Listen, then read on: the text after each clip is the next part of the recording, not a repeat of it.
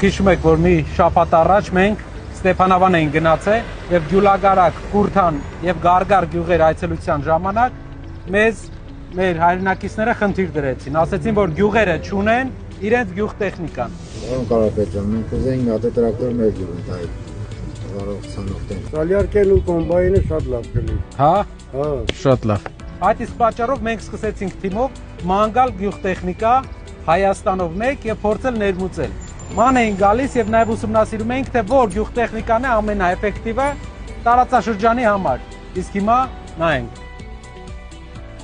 Նախընտրեցինք այս կոմբայնը, քանի որ սա տարածաշրջանին ավելի մեր ռելիեֆին հարմարված կոմբայն է։ Կորուստը բավականին ցածր է, 1-ից 3% է կազմում հացահատիկի կորուստը ընդհանրապես, իսկ գիտեք մեր 5 կոմբայներով Հայաստանում հացահատիկի հունձի ժամանակ կորուստի տոկոսը կազմում է մոտավորապես 20+%։ Կոմբայնի շնորհիվ հացահատիկի գինը ինքնարժեքը բավականին կնվազի, ինչը կդարձնի մրցունակ տարածաշրջանի մեր գյուղացիների, ֆերմերների համար։ Շնորհակալություն ձեզ, մեզ օգնելու,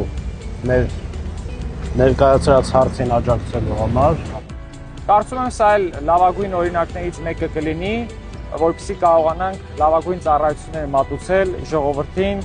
ու փորձել իջեցնել բերքի ստացման ինքնարժեքը։ Մինչև հիմա, օրինակ Գեղարքունիքի մարզից, Դորվա մարզի տարբեր հատվածներից գյուղերը վարձակալում էին կոմբայն, որի համար վճարում էին դիզելի գումար, վարորդի գումար, կոմբայնի գումար։ Եվ մոտավորապես 25-ից 30,000 դրամ էր լինում 1 հեկտարը։